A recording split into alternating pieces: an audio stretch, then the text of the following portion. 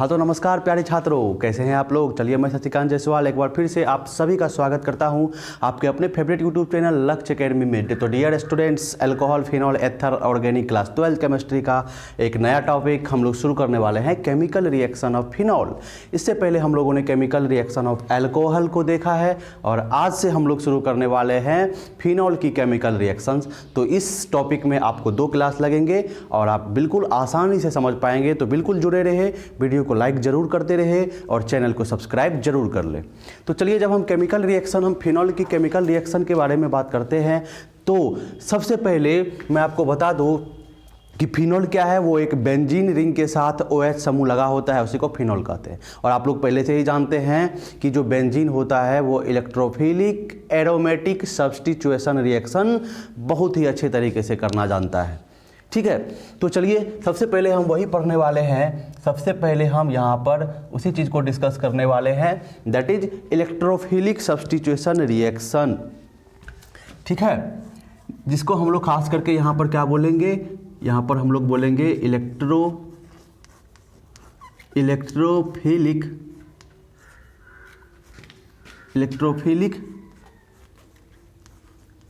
Aromatic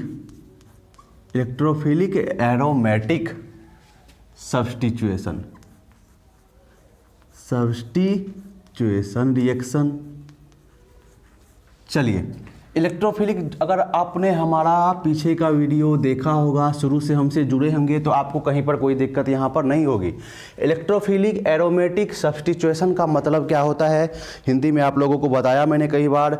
aromatic electrophilic यानी कि electron रागी, यानी कि इलेक्ट्रॉन रागी। ठीक है, इलेक्ट्रोफाइल का मतलब क्या होता है, इलेक्ट्रॉन होता है। तो इलेक्ट्रॉन रागी एरोमेटिक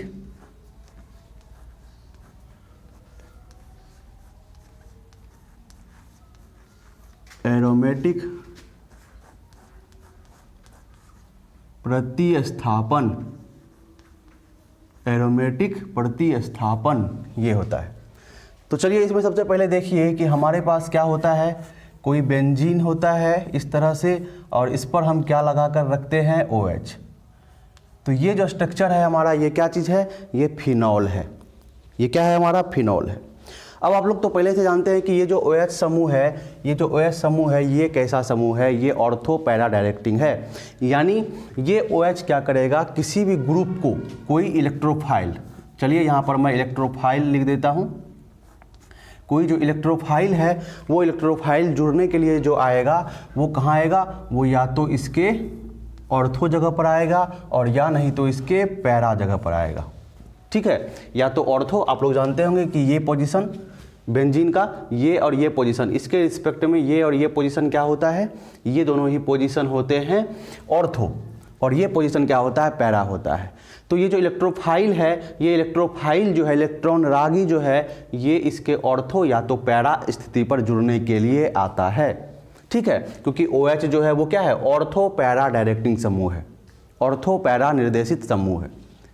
ठीक है बच्चे, क्लियर है यहाँ तक। तो चलिए, ये बेसिक चीज़ है, आपको यहाँ से जो है हर एक चीज़ समझ में आ जाएगी। ठीक है ना। चलिए, तो इसमें सबसे पहले जो रिएक्शन है उसमें हम देखने वाले हैं नाइट्रेशन को। इसको देखने वाले हैं नाइट्रेशन। नाइट्रेशन का मतलब क्या होता है, नाइट्रोकरण।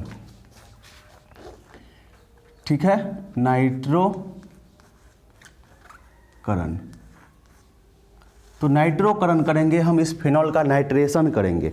तो नाइट्रेशन करते वक्त क्या होता है कि NO2 समूह, देखिए इसको NO2 बोलते हैं, यानी कि ये क्या चीज़ है, ये नाइट्रो ग्रुप है। इसको क्या बोलते हैं हम लोग, नाइट्रो ग्रुप बोलते हैं, नाइट्रो समूह बोलते हैं। तो यहाँ पर क्या होगा, ये देखिए इस तरह से आपके पास फिनॉल है, ये क्या है आपके पास, फिनॉल है। ठीक है, अब इस फिनॉल का जो है रिएक्शन हम करा देते हैं भाई। किसके साथ रिएक्शन करा देंगे, तो इसका रिएक्शन हम करा देंगे डाइल्यूट HNO3 के साथ। किसके साथ, डाइल्यूट HNO3। अब आप कहेंगे कि ये डाइल्यूट HNO3 क्या है, तो डाइल्यूट मतलब आप लोग जानते होंगे, मतलब ये जो सॉल्यूशन है उसमें पानी की मात्रा है, और HNO3 मतलब क्या होता है, नाइट्रिक एसिड होता है। तो यहाँ पर डाइल्यूट नाइट्रिक एसिड, नाइट्रिक अम्ल हम ले रहे हैं और हम फिनॉल से उसका क्या करा रहे हैं, रिएक्शन करा रहे हैं। इस बात को याद रखिएगा, ठीक है। उसके बाद यहाँ पर हम क्या करेंगे, आगे का हमारा जो प्रोडक्ट होगा, ठीक है। और यहाँ पर टेम्परेचर भी देना पड़ता है, बहुत ही कम टेम्परेचर चाहिए, जैसे कि आपको NCERT के अनुसार 293 केल्विन, ठीक है। 293 केल्विन का आप जब टेम्परेचर देंगे तो ये जो रिएक्शन है 298 जब देंगे तो ये जो रिएक्शन है आगे प्रोसीड करेगा। तो ये क्या हो जाएगा यहाँ से, तो देखिए प्रोडक्ट क्या बनेगा। तो प्रोडक्ट जो आपका यहाँ से बन जाएगा वो होगा क्या चीज़, तो देखिए ये OH समूह है। मैंने आपको बताया था कि नाइट्रोकरण में क्या होता है कि NO2 समूह आकर जुड़ता है, तो कहाँ पर आके जुड़ेगा, ये ऑर्थो जगह है, ये OH तो लगा हुआ रहेगा ही, ये ऑर्थो जगह है, और ये क्या कौन सा जगह है, पैरा जगह है। तो आप लोग जानते हैं कि ये ऑर्थो पैरा डायरेक्टिंग है, इसीलिए या तो ऑर्थो जगह पर आएगा, एक प्रोडक्ट ऐसा हो जाएगा आपका, और एक प्रोडक्ट आपका कैसा हो जाएगा, एक प्रोडक्ट कैसा हो जाएगा, ये देखिए एक जो है इसके पैरा समूह पर जुड़ जाएगा, ठीक है। तो यहाँ पर दो प्रोडक्ट बनेंगे, यहाँ पर क्या हो जाएंगे, दो प्रोडक्ट बनेंगे। इसको हम लोग बोलेंगे ऑर्थो नाइट्रोफिनॉल। इसको क्या नाम देंगे हम लोग, ऑर्थो नाइट्रोफिनॉल। और इसको क्या नाम देंगे, इसको देंगे हम पैरा नाइट्रोफिनॉल, ठीक है। जो नाइट्रो ग्रुप है वो कहाँ पर है, पैरा स्थिति पर है, इसलिए पैरा नाइट्रोफिनॉल, और ये ऑर्थो नाइट्रोफिनॉल। अब ये दोनों जो है वो समान मात्रा में नहीं बनेगी, इसमें से एक क्या होगा, ज़्यादा मात्रा में बनेगा, एक जो है कम मात्रा में बनेगा। तो यहाँ पर हम वही देखेंगे कि मेजर प्रोडक्ट कौन है। तो ये जो आपका है ये आपका मेजर प्रोडक्ट है,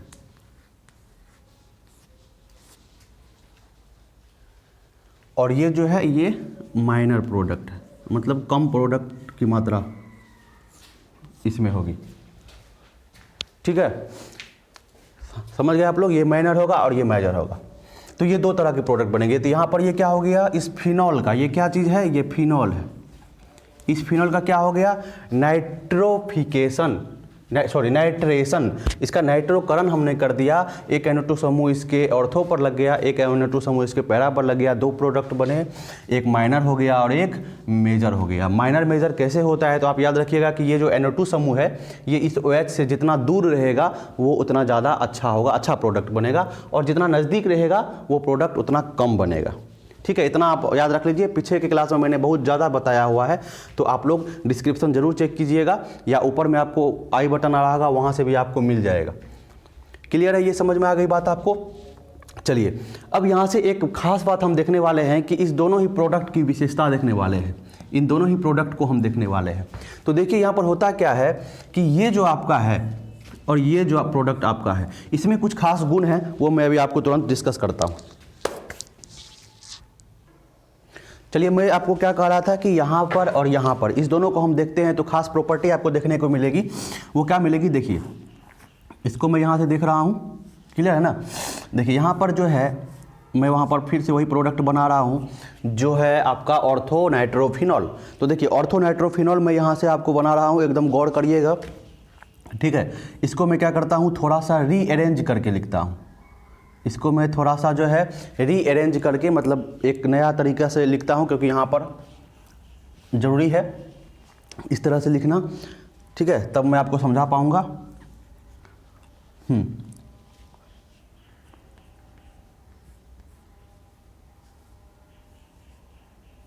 देखिए ये जो चीज़ आप देख रहे हैं वो क्या है, ये क्या है, NO2 है। ये क्या चीज़ है, NO2, इसका मैंने स्ट्रक्चर लिखा है। और यहाँ पर ये क्या है, OH है, ठीक है। ये OH, यहाँ पर ये OH, और इसके जस्ट बगल में यहाँ पर क्या लगा हुआ है, ये पूरा का पूरा NO2 लगा हुआ है। तो इस NO2 ग्रुप के ऑक्सीजन और इस OH का जो हाइड्रोजन है, इसके बीच में एक बॉन्ड बन रहा है। ये देख रहे हैं आप लोग, ये एक बॉन्ड, एक बंधन बन रहा है, जिसको हम क्या कहते हैं, हाइड्रोजन बॉन्डिंग कहते हैं। आप लोगों को बताया है पहले हाइड्रोजन बॉन्ड क्या होता है, ठीक है। हाइड्रोजन बॉन्ड मतलब ये नहीं कि हाइड्रोजन के बीच में बॉन्ड बनना, बल्कि एक ज़्यादा इलेक्ट्रोनेगेटिव और एक कम इलेक्ट्रोनेगेटिव तत्व के बीच में, एलिमेंट के बीच में या एटम के बीच में क्या बनना, बॉन्ड बनना, क्या कहलाता है, हाइड्रोजन बॉन्ड कहलाता है। लेकिन ये जो हाइड्रोजन बॉन्डिंग है इसको हम लोग बोलेंगे क्या बोलेंगे कहिए? ये जो हाइड्रोजन बॉन्डिंग हो रहा है वो एक ही मॉलिक्यूल के अंदर, एक ही कंपाउंड के अंदर हो रहा है। ये एक ही कंपाउंड है ऑर्थोनाइट्रोफिनॉल, और इसी के अंदर क्या हो रहा है, इस दोनों के जुड़ने के कारण क्या हो रहा है, यहाँ पर जो है हाइड्रोजन बॉन्डिंग बन रहा है। तो इस तरह के हाइड्रोजन बॉन्डिंग को हम लोग क्या बोलते हैं, इंट्रामोलिकुलर। क्या बोलते हैं? इंट्रामोलिकुलर बोलते हैं, इंट्रामोलिकुलर। ठीक है, इंट्रामोलिकुलर हाइड्रोजन बॉन्डिंग, मतलब एक ही में क्या हो गया, हाइड्रोजन बॉन्ड बन गया, तो इसको बोलेंगे इंट्रामोलिकुलर हाइड्रोजन बॉन्डिंग। ठीक है, और जब हम यहाँ पर इसकी बात करें तो देखिए ये दोनों ग्रुप एक दूसरे से दूर है, तो यहाँ पर आपस में ही क्या करना, हाइड्रोजन बनाना, बॉन्ड बनाना थोड़ा सा मुश्किल है। तो यहाँ पर क्या होता है, यहाँ पर भी हाइड्रोजन बॉन्डिंग होती है, लेकिन यहाँ पर कुछ दूसरा तरह का जो है क्या होता है, हाइड्रोजन बॉन्डिंग होता है। इस बात पर आप ध्यान रखेंगे, ये OH समूह है। ठीक है, हाँ, तो ये हो गया, वो आपका जो है OH समूह हो गया। और उसके बाद देखिए यहाँ पर क्या है, NO2 है, तो ये NO2 को मैं लिख देता हूँ नाइट्रोजन जो है डबल बॉन्ड ऑक्सीजन और सिंगल बॉन्ड ऑक्सीजन। ठीक है, नाइट्रो को मैंने स्ट्रक्चर लिखा है, वहाँ पर स्ट्रक्चर लिखकर मैं आपको बता रहा हूँ। क्लियर है? हाँ, अब इधर से फिर आपका एक दूसरा क्या आएगा, जी हाँ, दूसरा पैरा नाइट्रोफिनॉल आएगा।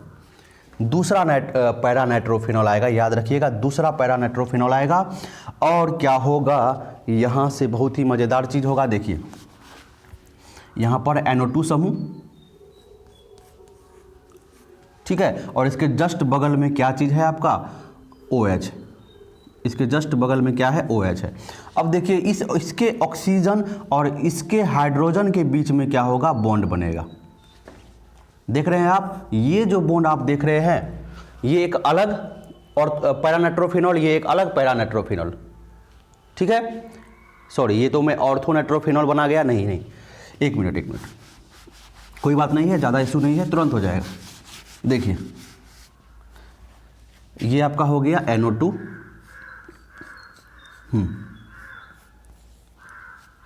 ये हो गया आपका NO2।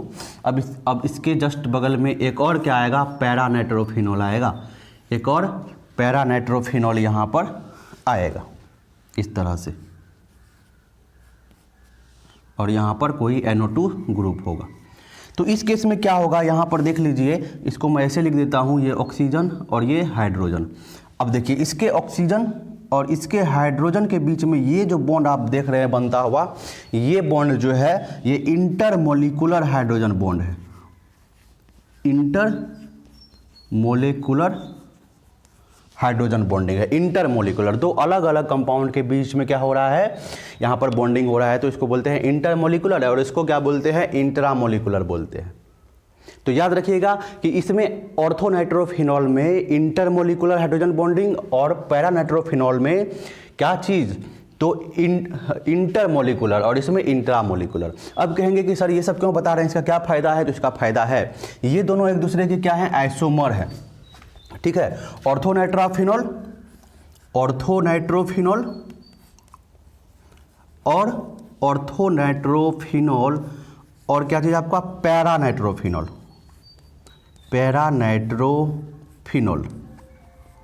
ठीक है, ये दोनों एक दूसरे के आइसोमर हैं। आइसोमर किसको कहते हैं, जिसका फॉर्मूला समान होता है लेकिन स्ट्रक्चर अलग अलग होता है। इसका स्ट्रक्चर अलग अलग है, इसलिए तो नाम अलग अलग है, लेकिन फॉर्मूला जब आप काउंट करेंगे, हाइड्रोजन की संख्या, कार्बन की संख्या, नाइट्रोजन की संख्या, तो सब चीज़ आपको बराबर मिलेगा। उसी को आइसोमर यानी समावयवी कहते हैं। और ये दोनों कौन से आइसोमर हैं, पोजिशनल आइसोमर है, स्थनिक जो है समावयवी है। तो ये दोनों आइसोमर हैं, और इस दोनों को ही हम क्या कर सकते हैं, अलग अलग कर सकते हैं। इस दोनों को ही हम अलग कर सकते हैं, सेपरेट कर सकते हैं, क्योंकि प्रोडक्ट तो मिलता है, तो वो तो एक मिक्सचर की तरह तैयार होता है। अब उस मिक्सचर में से इसको भी हम अलग कर सकते हैं, उसको भी हम अलग कर सकते हैं, लेकिन किस आधार पर, तो इसी हाइड्रोजन बॉन्डिंग के आधार पर, इसी हाइड्रोजन बॉन्डिंग के आधार पर, हाइड्रोजन बॉन्डिंग के आधार पर हम क्या कर सकते हैं, दोनों को अलग अलग कर सकते हैं। अब हाइड्रोजन बॉन्डिंग होने से इस दोनों में फ़ायदा क्या होता है, ये भी थोड़ा सा जान लीजिए कि यहाँ पर देख लीजिए कि इंट्रामोलिकुलर हाइड्रोजन बॉन्डिंग इसमें है और इसमें इंटरमोलिकुलर हाइड्रोजन बॉन्डिंग है। तो इंट्रामोलिकुलर हाइड्रोजन बॉन्डिंग होने के कारण ये जो आप देख रहे हैं ऑर्थोनाइट्रोफिनॉल, वो क्या होता है, एस्टीम वोलेटाइल होता है, एस्टीम वोलेटाइल। स्टीम वोलेटाइल, ठीक है, यानी कि स्टेम पर, यानी कि वाष्प की गर्मी से ही ये क्या हो जाएगा, वोलेटाइल हो जाएगा, ये वाष्प बनकर उड़ जाएगा। या सीधा आप समझिए ये ज़्यादा वोलेटाइल होता है, ये ज़्यादा वोलेटाइल होता है, और ये क्या होता है, कम वोलेटाइल होता है, लेस वोलेटाइल। वोलेटाइल मतलब वाष्पशील, वाष्पशील मतलब ये क्या होगा, कम तापमान पर ही ये क्या होगा, जो है गैस बनकर निकल जाएगा, ठीक है।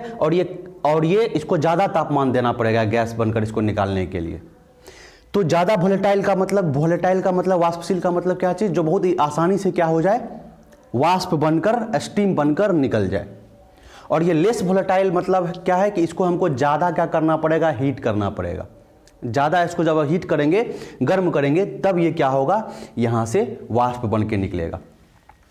तो ये ज़्यादा वोलेटाइल क्यों है, क्योंकि इसमें इंट्रामोलिकुलर हाइड्रोजन बॉन्डिंग है। और ये कम वोलेटाइल क्यों है, क्योंकि इसमें इंटरमोलिकुलर हाइड्रोजन बॉन्डिंग है। क्लियर है आपको? तो चलिए, ये पूरा का पूरा मैंने आपको बताया इस प्रोडक्ट के बारे में, इसके बारे में। इस नाइट्रेशन जो है आपका यहाँ पर पूरी तरह से क्या होता है, कंप्लीट हो जाता है, ठीक है। चलिए अब हम आगे की तरफ चलते हैं, दूसरे रिएक्शन की तरफ।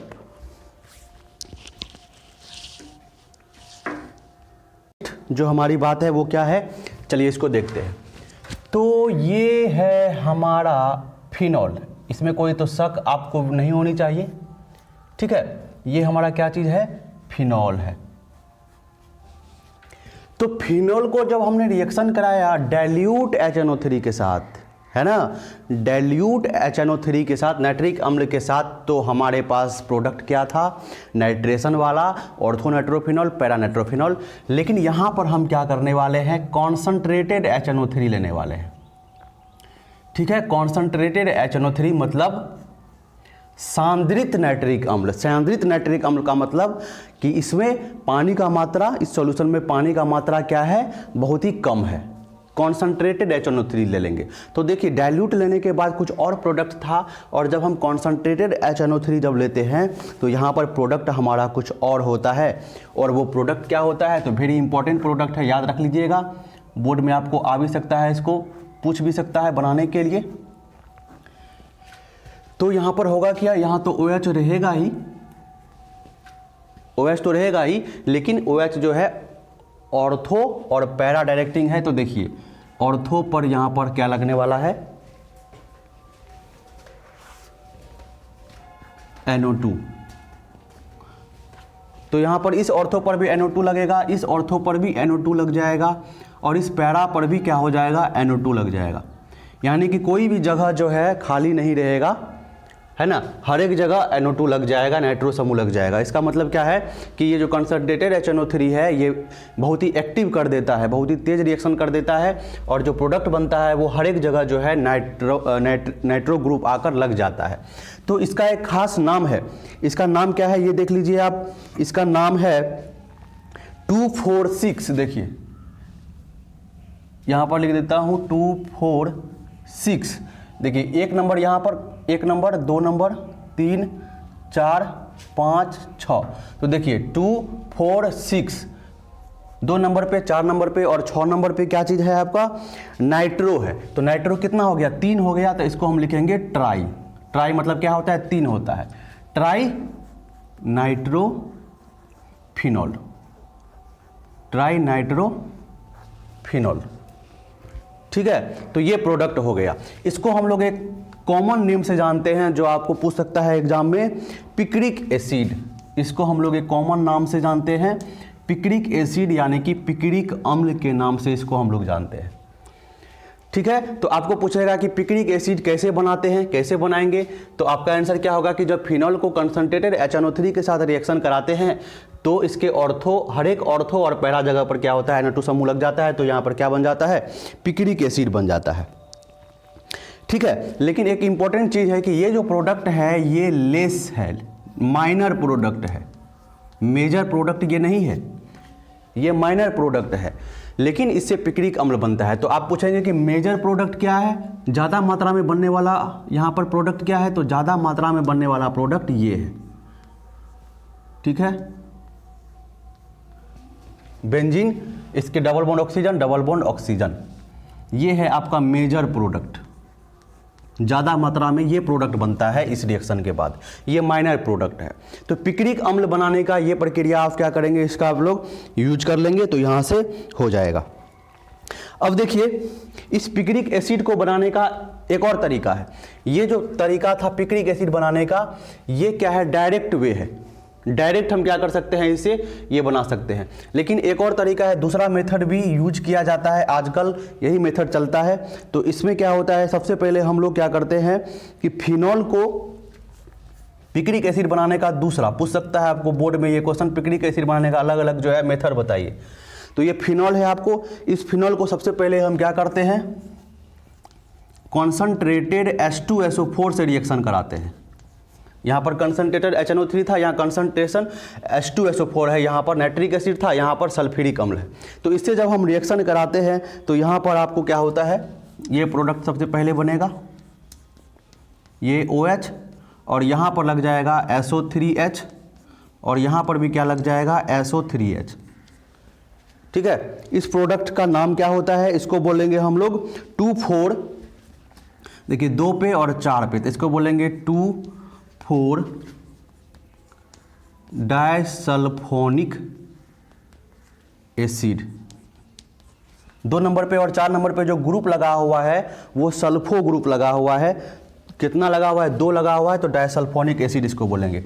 इसके बाद हम क्या करेंगे, यहाँ पर हम यूज कर लेंगे कॉन्सनट्रेटेड HNO3। यहाँ पर यूज करना है हमको कॉन्सनट्रेटेड HNO3। तो यहाँ से हमारा जो प्रोडक्ट है वो बन जाएगा क्या चीज़, ये OH है, और इस तीनों ही जगह क्या आ जाएगा, NO2 ग्रुप आ जाएगा। तो इस तीनों जगह जब NO2 ग्रुप आ गया तो ये फिर से क्या बन गया, हमारा पिक्रिक एसिड बन गया। तो पिक्रिक एसिड बनाने का 2 तरीका है, एक तो डायरेक्ट मेथड है, ठीक है, और दूसरा मेथड क्या है, दूसरा है कि पहले आप, तो यहाँ पर क्या बन गया, ये बन गया आपका पिक्रिक एसिड। ठीक है, तो 2 तरीका है, एक ये तरीका डायरेक्ट वाला, और एक ये भी तरीका है, इस माध्यम से भी आप क्या कर सकते हैं, ये बना सकते हैं। इसमें भी फिर आपको जो मेजर प्रोडक्ट है वो यही होगा, ये फिर से क्या होगा, माइनर प्रोडक्ट होगा। तो चलिए यहाँ पर आपको एक और चीज़ मैंने बताया कि पिक्रिक अम्ल जब NO2 समूह 3 ग्रुप लग जाता है ऑर्थो पैरा और इस पे, तो इसको हम लोग क्या बोलते हैं, पिक्रिक एसिड बोलते हैं। तो पिक्रिक एसिड बनाने का आप सीख गए तरीका। चलिए, तो यहाँ से क्या होगा, आपका पूरा का पूरा तैयार हो गया। क्या चीज़ तैयार हो गया, नाइट्रेशन। ये भी नाइट्रेशन का ही एक रूप है, क्योंकि यहाँ पर भी नाइट्रो ग्रुप ही लग रहा है। तो चलिए आगे हम लोग देखते हैं हैलोजिनेशन के बारे में। तो जुड़े रहिए और वीडियो को लाइक जरूर करते रहिए और चैनल को सब्सक्राइब कर दीजिए नए हैं तो। चलिए दूसरा रिएक्शन हम देखने वाले हैं इलेक्ट्रोफिलिक सब्स्टिट्यूशन में। वो रिएक्शन हमारा है हैलोजिनेशन। हैलोजिनेशन हैलोजिनेशन यानी कि इसको हम लोग क्या बोलेंगे, हैलोजनन। हैलोजनन। तो हैलोजिनेशन ये भी एक तरह का क्या चीज़ है, इलेक्ट्रोफिलिक सब्स्टिट्यूशन रिएक्शन, इलेक्ट्रॉन की प्रतिस्थापन अभिक्रिया है। इसमें क्या होता है, एडिशन होता है, किस जो है सब्स्टिट्यूशन होता है। किसका सब्स्टिट्यूशन होता है, क्या जुड़ता है यहाँ पर, तो यहाँ पर आपको जो है हैलाइड ग्रुप जुड़ता है ना, Cl2 Br2 ये सारे है ना, ये सारे जुड़ते हैं। पहले भी आप लोग जानते होंगे, बहुत ही सिंपल चीज़ है। तो चलिए यहाँ से हम शुरू करते हैं। सबसे पहले तो हैलोजिनेशन में सबसे पहले यहाँ पर हम ब्रोमीन देखेंगे। ठीक है, यहाँ पर खास करके ब्रोमीन ही जुड़ता है। ठीक है, ब्रोमीन, एल्कोहल में ब्रोमीन का ही एडिशन होता है फिनॉल में। तो देख लीजिए ये क्या है आपका, ये फिनॉल है, फटाक से देखना है, ये फिनॉल ग्रुप है। अब इस फिनॉल को हम क्या करते हैं, रिएक्शन करवाते हैं। किसके साथ रिएक्शन कराते हैं, तो इसको हम रिएक्शन कराते हैं Br2 के साथ, ब्रोमीन के साथ, और CCl4 कार्बन टेट्राक्लोराइड, किसके साथ, CCl4। इसका सॉल्यूशन बनाते हैं हम CH2 में, कैल्शियम सल्फाइड में इसका सॉल्यूशन बनाकर तब हम इसके साथ इसका रिएक्शन कराते हैं। तो यहाँ से हमारे पास एक प्रोडक्ट जो आता है, वो प्रोडक्ट क्या आता है, तो देख लीजिए ये प्रोडक्ट हमारा आता है यहाँ पर OH, यहाँ पर Br। ठीक है, एक ये बन जाएगा। दूसरा प्रोडक्ट आपके पास जो होने वाला है भैया, बहुत ही मज़ेदार, हाँ ये होने वाला है Br। अरे जानते ही हैं कि OH जो है वो ऑर्थो या नाइट्रो जो है, ऑर्थो और पैरा डायरेक्टिंग है, तो ऑर्थो पर आया और पैरा पर आया। ठीक है, तो एक ये हमारा प्रोडक्ट बन गया ऑर्थो ब्रोमोफिनॉल, और ये बन गया पैरा ब्रोमोफिनॉल। ठीक है, ऑर्थो जगह पर लगा है तो ऑर्थो, ब्रोमीन है तो ब्रोमोफिनॉल और पैरा ब्रोमोफिनॉल, ये हमारा क्या हो गया, प्रोडक्ट बन गया। ठीक है, एक चीज याद रखिएगा कि यहां पर हमको किसी भी लेविस अम्ल की आवश्यकता नहीं होती है, लेविस बेस की आवश्यकता नहीं होती है। इससे पहले मैंने आपको बताया था हैलोजिनेशन में अल्काइल हैलाइड वाले चैप्टर में, वहां पर लेविस बेस की आवश्यकता होती थी, लेकिन यहां पर किसी भी लेविस बेस की आवश्यकता नहीं होती है, क्योंकि यहां पर जो हम अभिकर्मक रिएजेंट ले रहे हैं वो अपने आप में काफ़ी है इस रिएक्शन को कराने के लिए। ठीक है, समझ गए आप लोग। चलिए, तो इसमें से भी फिर मेजर कौन होगा, माइनर कौन होगा, तो ये वाला जो है आपका जो दूर है OH से, तो ये मेजर हो जाएगा, ज़्यादा मात्रा में ये बनेगा, और ये क्या हो जाएगा, माइनर हो जाएगा, कम मात्रा में बनेगा। वो मेजर हो जाएगा और ये क्या चीज़ हो जाएगा, माइनर हो जाएगा। ठीक है, चलिए अब इसी रिएक्शन को देखिए, इसी फिनॉल को जब हम रिएक्शन कराते हैं किसके साथ, ब्रोमीन वाटर के साथ, जब हम इसका रिएक्शन करा देते हैं ब्रोमीन वाटर के साथ, ये ब्रोमीन ये वाटर, तो जब ब्रोमीन वाटर के साथ इसका जब हम रिएक्शन करा देते हैं तो प्रोडक्ट हमारा जो है वो बहुत ही ज़बरदस्त है, जो हमारा उत्पाद है वो ज़बरदस्त है OH। अब देखिए ब्रोमीन मेरा यहाँ भी, ब्रोमीन मेरा यहाँ भी, ब्रोमीन मेरा यहाँ भी, समझ रहे हैं, तीनों जगह क्या लग रहा है, ब्रोमीन लग रहा है। इसका मतलब आप समझ रहे हैं कि ये क्या चीज़ है, ये है 2,4,6 ट्राइब्रोमोफिनॉल। देखिए 2 नंबर पर भी, 4 नंबर पर भी और 6 नंबर पे भी, 1, 3 और 5, तो ये क्या हो जाएगा, 2 पे भी, 4 पे भी और 6 पर भी ट्राई ब्रोमो नाइट्रोफिनॉल।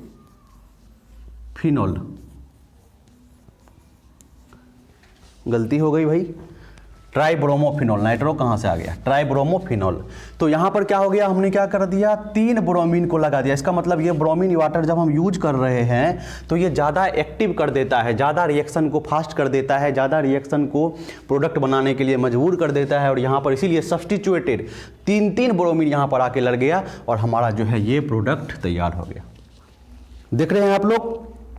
तो चलिए, तो यहाँ पर आपको याद रखना है, और ये जो है ये एक प्रिसिपिटेट के रूप में, प्रिसिपिटेट जानते ही हैं आप लोग, अवक्षेप, प्रिसिपिटेट के रूप में ये क्या होता है, उस वाटर के नीचे जाकर सेटल हो जाता है, उस जहाँ पर ये रिएक्शन हुआ है वहाँ पर प्रिसिपिटेट के रूप में, और ये वाइट कलर का, उजले रंग का, श्वेत रंग का जो है ये प्रिसिपिटेट के रूप में तैयार हो जाता है। तो आप समझ गए, ये आपका क्या हो गया, प्रोडक्ट हो गया। क्लियर हैं आप लोग। तो चलिए, यहाँ पर आपने क्या देखा, आपको मैंने दिखाया यहाँ पर हैलोजिनेशन। हैलोजिनेशन में आपको याद रखिएगा ब्रोमीनेशन, ये ब्रोमीन का जुड़ना क्या कहलाएगा, ब्रोमीनेशन कहलाएगा, यानी ब्रोमीनन, ब्रोमीनेशन, इसको हम लोग ब्रोमीनेशन यानी कि ब्रोमीनन कहेंगे। ठीक है, यहाँ पर क्लोरीन और ये सब चीज़ जो है जल्दी जुड़ता नहीं है, ब्रोमीन का ही रिएक्शन होता है आसानी से। ठीक है, चलिए यहाँ पर एनसीईआरटी में आपके कुछ क्वेश्चन है, इसको हम लोग यहाँ पर डिस्कस कर ले तो ज़्यादा अच्छा रहेगा। इसी पर आधारित जो है आपको एनसीईआरटी में सारे के सारे क्वेश्चंस हैं, तो इसको चलिए हम लोग यहाँ पर डिस्कस कर लेते हैं जल्दी से। देखिए आपका एक क्वेश्चन है, ये रहा आपका क्वेश्चन। देखिए क्वेश्चन मैं ले लेता हूँ अपने हाथों में। चलिए, ये आपका OH समूह है यहाँ पर, और ये यहाँ पर क्या है, CH3 लगा हुआ है, CH3 लगा हुआ है, और इसका क्या हो रहा है, नाइट्रेशन हो रहा है। तो देखिए नाइट्रेशन जो है वो सिर्फ फिनॉल का ही नहीं होता है, वो नाइट्रेशन जो है वो अलग अलग समूह का होता है। तो यहाँ पर आपको नाइट्रेशन लिख दिया तो कन्फ्यूज मत होइएगा। देख लीजिए यहाँ पर OH लगा हुआ है, ये फिनॉल है। फिनॉल के नाइट्रेशन से क्या होता है, हमने देखा फिनॉल के नाइट्रेशन से नाइट्रो ग्रुप या तो ऑर्थो या तो पैरा जगह पर आकर जुड़ता है। ये CH3 है, इसको देखकर कन्फ्यूज बिल्कुल भी नहीं होना है, CH3 को देखकर बिल्कुल भी कन्फ्यूज नहीं होना है। बस प्रोडक्ट क्या करना है, हमको फटाक से बना देना है इस तरह से। यहाँ पर OH तो होगा ही, यहाँ पर तो CH3 तो होगा ही। देख लीजिए ना, ये जो CH3 है ये मेटा समूह पर लगा हुआ है, ऑर्थो और पैरा जगह तो हमारा खाली है, कोई दिक्कत ही नहीं है। तो चलिए यहाँ पर क्या हो गया, हमारा NO2 समूह लग गया, ये हमारा प्रोडक्ट बन गया भाई। दूसरा प्रोडक्ट क्या होगा हमारा, दूसरा प्रोडक्ट हमारा क्या हो जाएगा, ये हमारा OH है, ठीक है, ये हमारा क्या चीज़ है, OH है, यहाँ पर फिनॉल हो गया, यहाँ पर CH3 है, रहने दो, लेकिन इस बार नाइट्रो जो है वो कहाँ पर आएगा, पैरा स्थिति पर आएगा। तो ये हमारा प्रोडक्ट बन जाएगा। नाइट्रेशन कहेगा ऑर्थो और पैरा पर लगा देना है। अरे कोई चीज़ यहाँ पर लगा हुआ है उससे कोई ना मतलब है, उससे कोई मतलब हमको नहीं है, कोई भी लेना देना हमको नहीं है। चलिए दूसरा क्वेश्चन देख लीजिए आपका, दूसरा क्वेश्चन एनसीईआरटी का ही है आपका, देख लेते हैं इसको, ठीक है। चलिए, हाँ ये हो गया आपका, ये प्रोडक्ट हो गया, ये क्वेश्चन। उसके बाद ये इसको हम लोग कहते हैं मोनोनाइट्रेशन। देखिए एक ही नाइट्रो ग्रुप जुड़ा हुआ है तो ये मोनोनाइट्रेशन इसको बोलेंगे। एनसीईआरटी में शब्द इस्तेमाल किया है मोनोनाइट्रेशन का। मोनोनाइट्रेशन का मतलब क्या चीज़, मोनो मतलब क्या होता है, एक होता है, तो एक NO2 जुड़ा। अगर कहता कि इसी का आप डाइनाइट्रेशन कराइए तो 2 नाइट्रो समूह लगता, एक यहाँ पर लग गया, दूसरा यहाँ पर लग जाता, भाई क्या दिक्कत था, यहाँ पर भी होता, यहाँ पर भी होता, एक ही प्रोडक्ट में, समझ रहे हैं। तो ये हो जाता डाइनाइट्रेशन। तो उसी तरह का क्वेश्चन है। चलिए एक नया क्वेश्चन एनसीईआरटी में जो दिया हुआ है इसको देख लेते हैं। इसके प्रोडक्ट पर हम लोग यहाँ से चर्चा कर लेंगे फटाक से।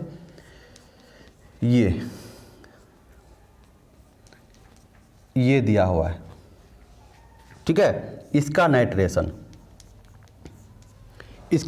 हम कराएंगे।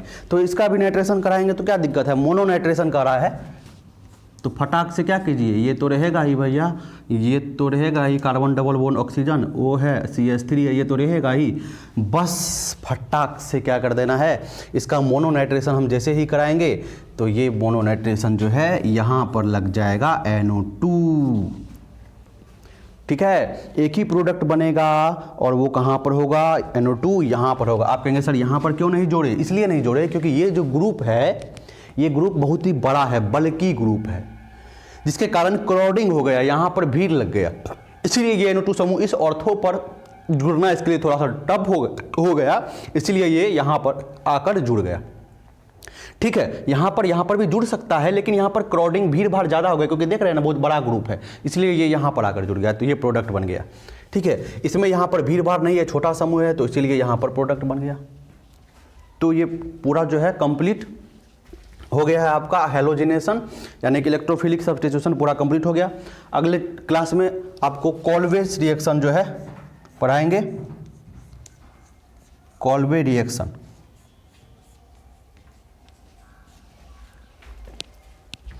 चलिए तब तक के लिए धन्यवाद, और वीडियो को लाइक और चैनल को सब्सक्राइब करना जरूर भूलिएगा नहीं, जरूर कीजिएगा। चलिए थैंक यू।